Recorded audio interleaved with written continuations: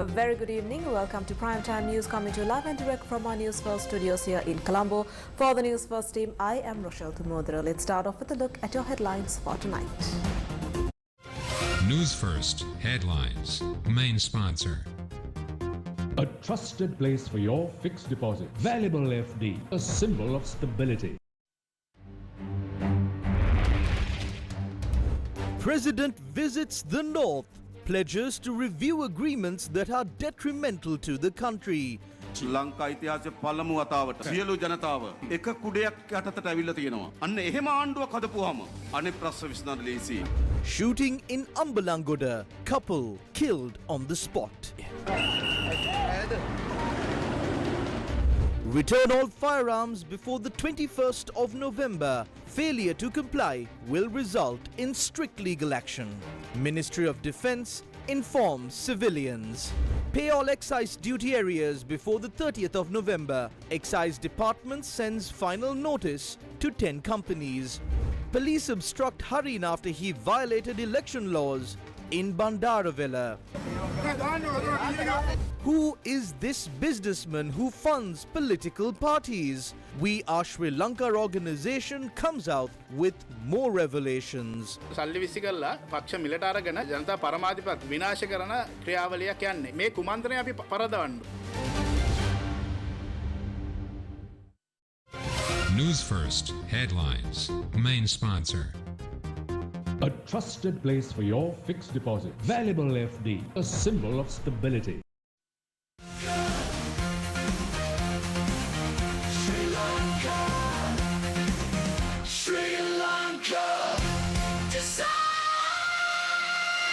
Sri Lanka decides.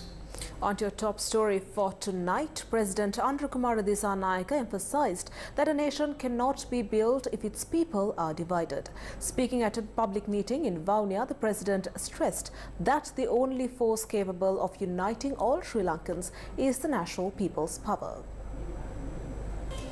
A public meeting organized by the National People's Power was held in Vaunia today.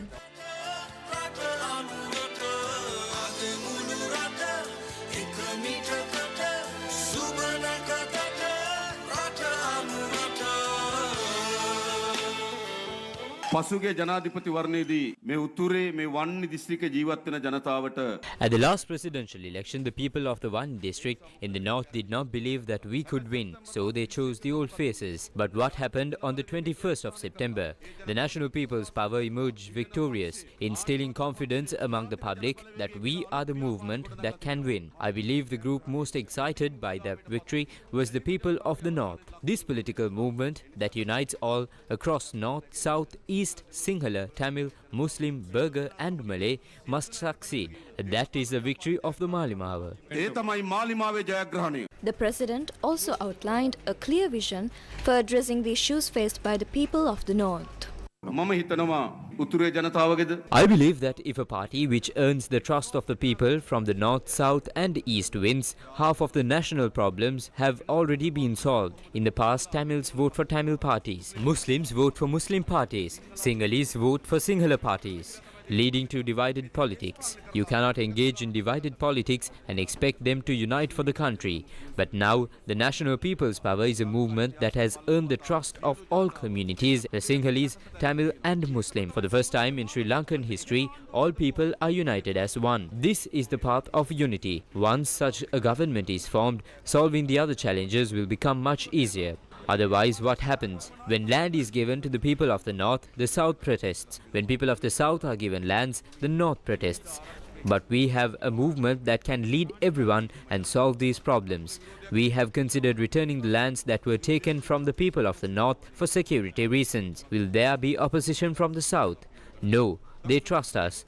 There was a war, and there are political prisoners. We are ready to take steps for their release, based on the guidance of the Attorney General. Will anyone from the south object? No, the south is united. It wasn't like this before. Politics was divided and problems were focused separately. But now we are united. එතකොට වෙන වෙනම ප්‍රශ්න දිහා බලන්නේ. දැන් අපි එකතු වෙලා ඉන්නේ. The president also outlined the course of action to address agreements that are detrimental to the country. We know that several agreements that are detrimental to the country were signed with various companies. The sun shines over our land. It's our power. We will not allow our resources to be sold off for dirt cheap. These agreements will be reviewed. We must use these resources for the development of our nation. We are ready to work towards that. Let's build a new country together. This time, our victory should be so significant that it can bring tears to others' eyes. Some come forward and join us on this journey. Wishing you all success. A campaign rally of the Ceylon Workers' Congress and the United National Party was held in Kottagala today.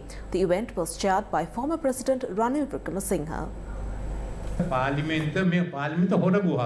They are saying that Parliament is a den of thieves. How great is that? This same Parliament passed an act that could get themselves caught. They themselves passed an act to take it over. Can they control the cost of living? Haven't they shown their results in this month? What will happen as more time passes by? Do I have to even say it?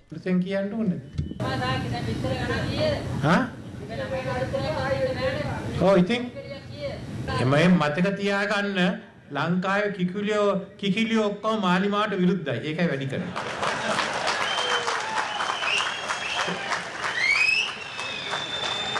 හරි ප්‍රශ්න මගෙන් අහන්න. පඩි වැඩි කරනවා කියලා. දැන් අපි 10 ඉඳන් වැඩි කරන්නේ. They promised to increase salaries. We increased your salaries from 1,000 rupees. Our team in the next parliament will be the first to call for laws to be passed to increase salaries. That is the reason that we are asking for a large number of members of United National Party from here and candidates from the cylinder in other areas to be sent into parliament. Let's do this and protect the economy. If not, the price of an egg would become 1,000 rupees. Leader of the Samagi Jana Balawegaya, Sajith Premadasa, says that the incumbent president has become a slave to the International Monetary Fund. He made this statement at a public meeting held in Avisawela.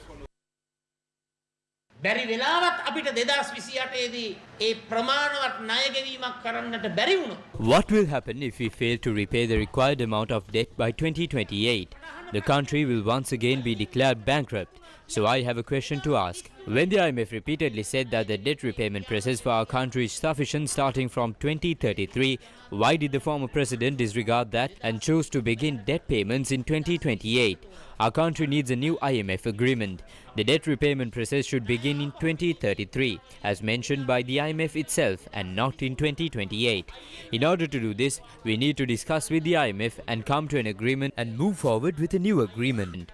I must let you all know that the only political party that is capable of ensuring this is the Samagi Jana Balawegaya. එකම පක්ෂය සමගි ජන බලවේගය කියන එක මම ඔබ සියලු දෙනාටම ප්‍රකාශ කරනවා. National organizer of the Sri Lanka Podujana Peramuna, Nama Rajapaksa, says that those who left the party during the presidential election period have now rejoined the party. He expressed these views at a public meeting held in Mirigama today. On one hand, the government came to power by giving people hope. That is why I say that this is a president who I have seen lying the most. He lied about everything. Whenever he'd see a hotel or a mansion on his way to a rally, he'd say that it is owned by the Rajapaksas. He makes these statements out of much anger and jealousy. On the other hand, they begin to believe their own lies, which were made up in one day. By now, the Janata Vimukti Peramuna is in big trouble. A public meeting of the National People's Power, chaired by Prime Minister Dr. Harini Amrasuriya, was held in Kirulapana this evening. පොහොසත් රටක් ලස්සන ජීවිතයක් ගෙන දෙන්න සුවහසත් දෞකිදන ජනතාව වෙනුවෙන් අලුත් රටක් හදන්නට ලස්සන රටක් හදන්නට ඒ වෙනුවෙන් එළඹෙන පාර්ලිමේන්තු මැතිවරණය ජයග්‍රහණය කිරීම සඳහා කිල්ලපර ජනතාවට ශක්තිය රැගෙන ආපු ආදරණීය අගමැතිතුමිය හර්නි සහෝදරියව වැඩි සහෝදරත්වයෙන් කිල්ලපර ජනතාව වෙනුවෙන් පිළිගනු ලබනවා.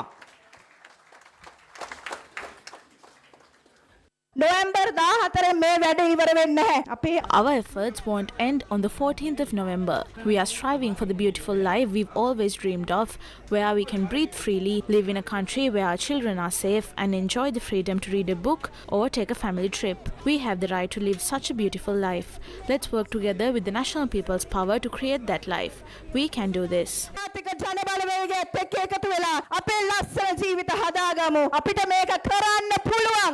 Until now, the political culture was dominated by a group of thugs surrounding politicians, believing they held power. This has impacted our lives because these thugs surrounded by weapons were the ones controlling the underworld and driving drug trafficking. When parents are forced to bow to these politicians, the next generation believes that this is the way they should behave. But history is changed now. When we call Harini sister and Anura brother, we show the next generation how citizens should act.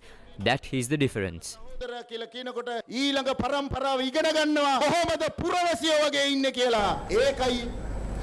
Several political parties recently traded accusations on receiving funds for their parties from a businessman. The We Are Sri Lanka organization convened a media briefing today and made more revelations regarding this matter. They are attempting to distort the people's mandate by buying candidates with money. A party should have a constitution, values and policies, but they have none. This is a process where money is being thrown to buy candidates and will ultimately undermine the sovereignty of the people. We must defeat this conspiracy. If they make it to parliament, they will seize control of the law and control us. 22 channels have been purchased. All of this is done with their money. I can't really speak to how dangerous this will be in the future. What is the danger here? Everyone says they haven't seen him. Even the people who are in his office organizing his party and contesting the election say this. So we are fighting against a person who is like a ghost. He usually only appears to take pictures when foreign leaders visit or at events like that. Otherwise, he's not an outgoing person. We don't even know under which party he placed his deposits. When all of them come to the parliament under the symbol of the conch, that's when we'll know what has happened. That is the seriousness of this. Don't let this happen. Look at this from every possible angle. Finally, I ask you to use your vote wisely.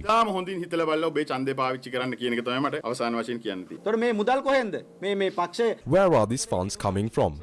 If this party was recently established, where did the account get its funds? What is the account number? We need to know this information. These information are not available. There is no transparency. Who deposited the money? Don't be fooled by Ranjan's one-shot movies. He is going to give one shot to the whole of Sri Lanka and it is going to be a knockout. We request everyone to save the country from that situation. Police dispersed a group of supporters, including candidate of the New Democratic Front, Harin Fernando, for engaging in illegal election campaigning activities today.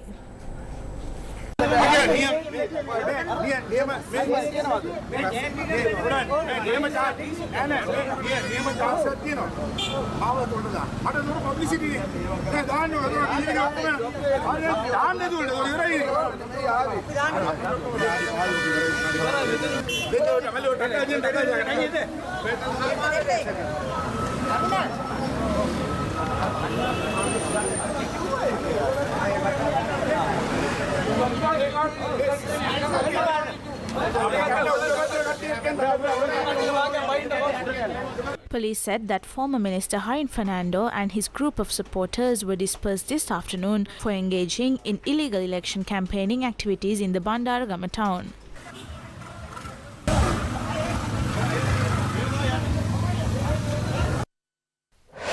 News First with the people. Generators for long-term rent. Multiways Engineering Private Limited. A trusted place for your fixed deposit. Valuable FD, a symbol of stability. I'm also with Marikar, SM Marikar, number 16, Samakichana Sandhanayaka, number district. Mujibur Rahman, SJB, Colombo District, number 12. Pirisudu Mahatma Deshapalani Colombo Sannamaya, Acharya Ram. Ankahata Samakichana Balavekaya. A clean parliament powered by NPP, Jatika Janabalavegya. Soundproof generators, long-term rent, Multiways Engineering Private Limited. Number 54.1, Delgahavatta Road, Ratmalana. Welcome back to the news. 2 people were shot dead in Uravatta, Ambalankada today.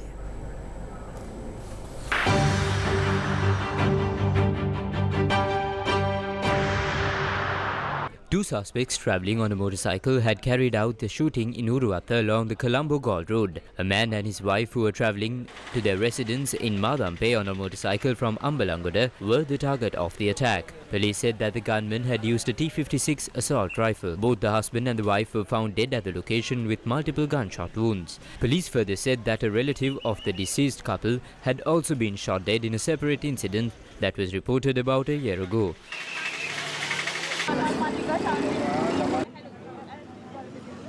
The deceased couple were parents to 3 children. The Ministry of Defence says that legal action will be taken against individuals who fail to comply with the instructions of surrendering firearms currently held by civilians.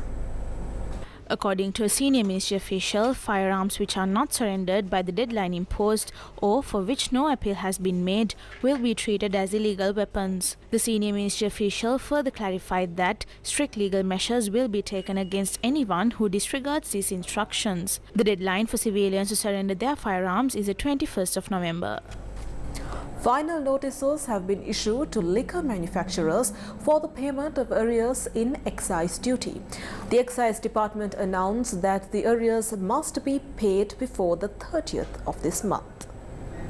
10 companies are late on the payment of the excise duty owed to the department. The Excise Department said that these companies are in arrears of a sum of 8.5 billion rupees. The outstanding amount of taxes to be paid during the period of 2023 to 2024 alone is close to 1.8 billion rupees. The Excise Department stressed that legal action will be taken against the companies that do not settle these dues before the 30th of this month.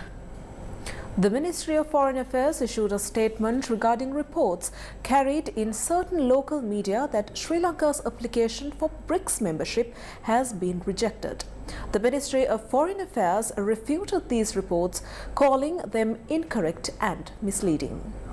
The statement highlights that as approved by the Cabinet on the 7th of October 2024, Sri Lanka applied for membership in BRICS and the New Development Bank. The statement adds that the Minister of Foreign Affairs, Vijitha Herath, wrote to their counterparts in BRICS member countries informing of Sri Lanka's interest to join. President Andrukumara Dissanayake also wrote to his Russian counterpart in this regard. According to the ministry's statement, at the BRICS Outreach Summit held in Kazan, Russia, Foreign Secretary Aruni Vijayawardena, as leader of the Sri Lanka delegation, announced Sri Lanka's interest. At the summit, the BRICS member states also endorsed a new category of partner countries while welcoming the considerable interest by countries of the Global South in BRICS. The statement emphasized that pending requests from BRICS membership from many countries, including Sri Lanka, will be considered by BRICS member countries in due course. The statement further highlighted that Sri Lanka's intention to join the New Development Bank was welcomed by the President of the New Development Bank. It added that the Foreign Ministry, together with relevant government agencies, will review the procedures and timing in this regard. The statement finally reiterated that there is no truth in the statement carried in certain local media that, quote-unquote, Sri Lanka's BRICS application has been rejected, and expressed regret that the points made by the Minister of Foreign Affairs at the post-cabinet media conference on the 6th of November 2024 have been misrepresented. The final event of the nationwide pre-election dialogue series, Our MP, Our Voice, was held in Colombo today. Our MP, Our Voice is a non-partisan initiative empowering Sri Lankan voters to make informed choices. The event featured high-level panel discussions with parliamentary candidates representing various political parties. Attendees engaged in meaningful discussions with potential parliamentary representatives. Discussions were held on the position of the candidates present on the subject of devolution of power. CMC, then Provincial Council. It is an unnecessary layer of administration in this country. It's an unnecessary burden on this country. What I believe is we should go beyond the 13th Amendment. I think devolution of power shouldn't be into region-wise. We should do away with this whole provincial council system, and we should split the powers that the provincial council is holding into parliament and into the local governments, as in the municipal councils and Pradeshi Sabhas. We should go down to that level. Those people should get self-determination, what happens in their local region. I'm not against that. I don't believe we should, break it into pieces. If we are going to break it into pieces, let's break it into even smaller pieces where more people have more direct impact. And if we are going to make an inclusive society, why have Tamil governed areas? Why have Sinhalese governed areas? Why have Muslim governed areas? Let's all be one. Sri Lanka.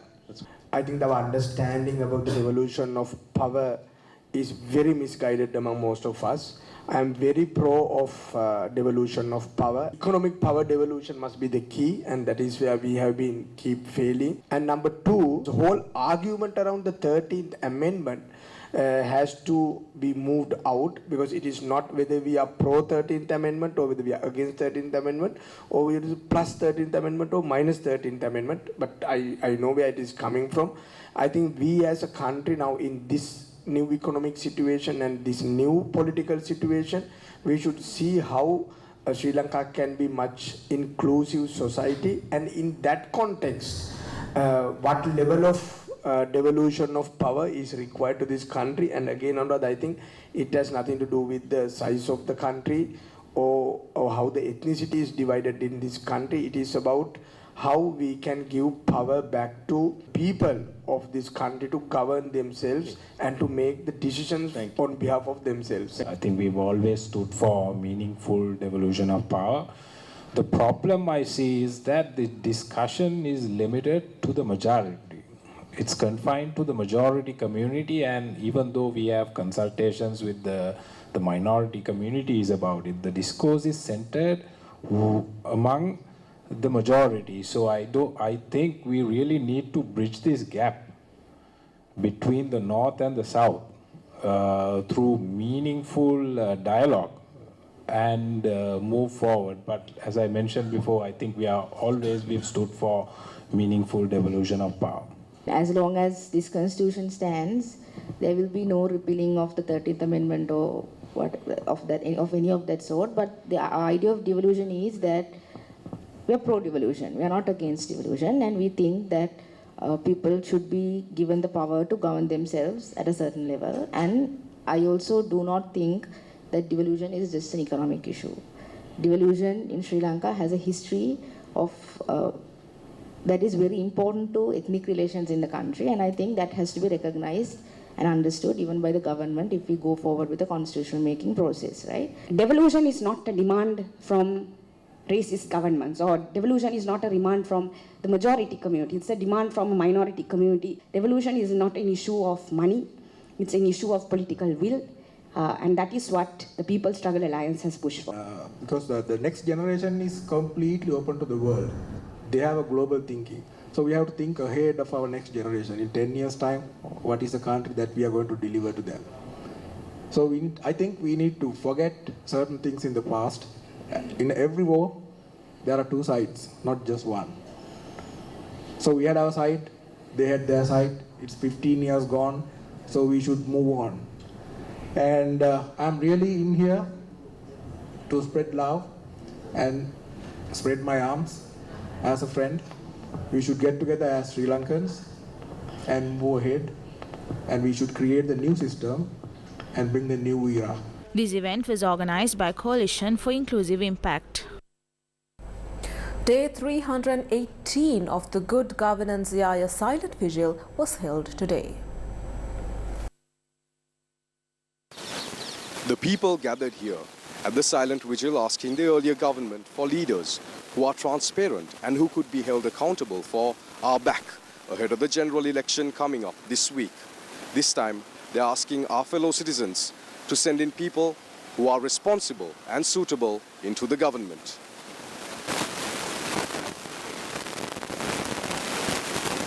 We are here for our final vigil before the election to remind people to vote for decent people. No more corruption.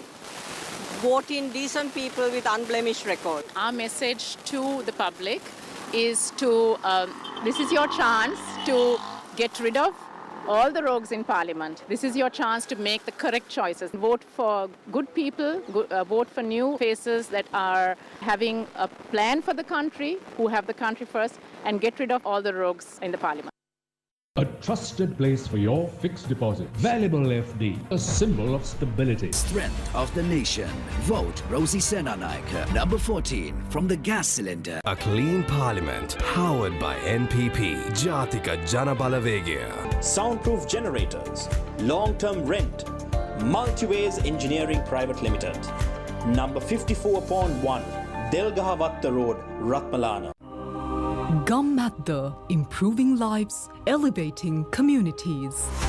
Constructing essential bridges that connect villages in Ampara, Dehiyattakondia, in Rithi Maliadda, Badulla.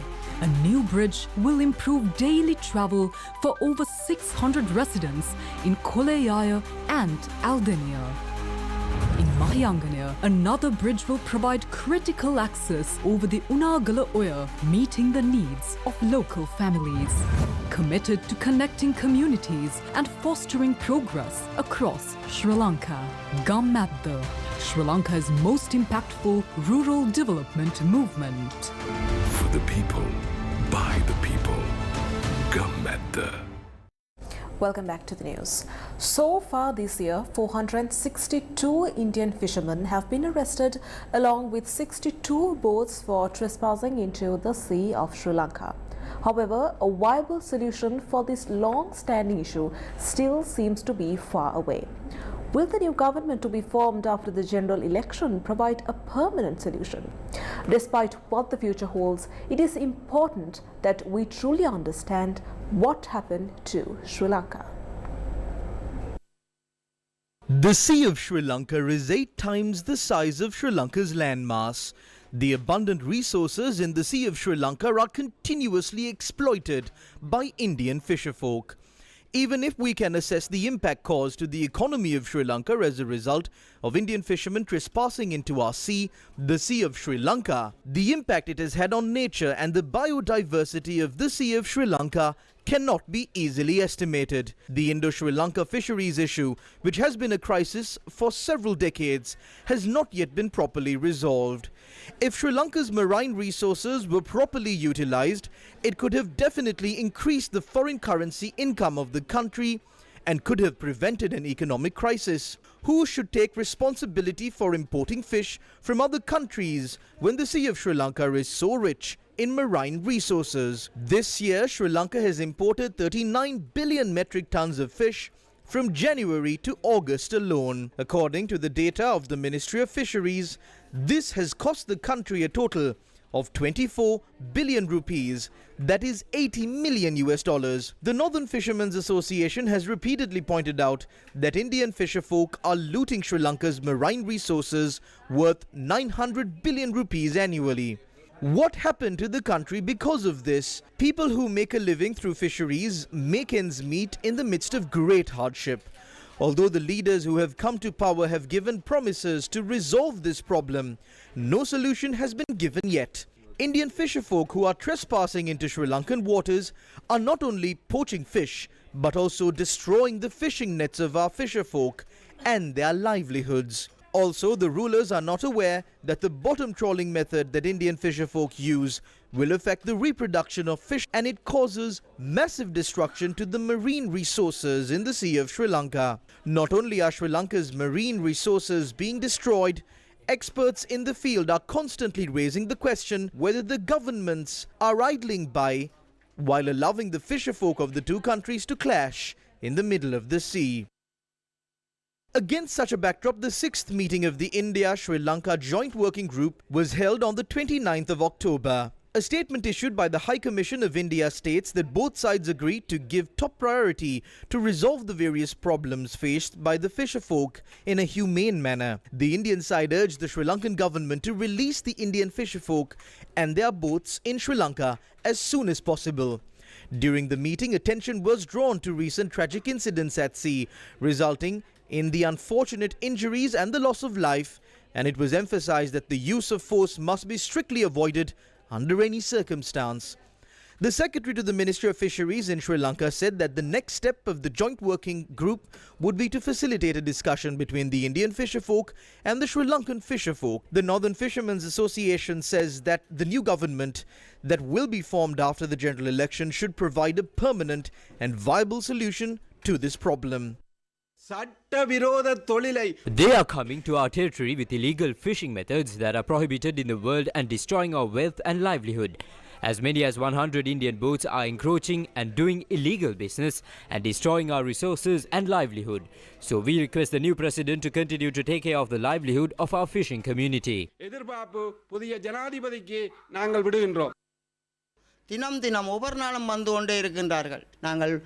are coming every day. This was the situation with us even during the reign of the previous government. Even after a new government and a new president, if this is the situation for us, where can we go? We have to leave this traditional fishing industry and engage in work as a day laborer. We are living in the Analitivu island. We can't even engage in such work because we are surrounded by the sea.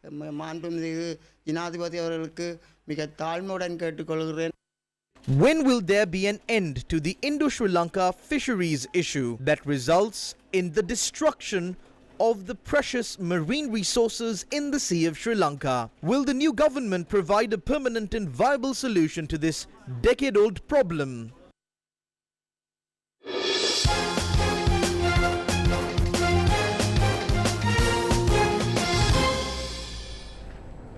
The second T20I between Sri Lanka and New Zealand is currently underway at the Rangiri Dambulla International Stadium. Batting first, New Zealand was bowled out for 108 runs at 19.3 overs, chasing a target of 109. Sri Lanka is currently at 16 runs for a loss of 1 wicket.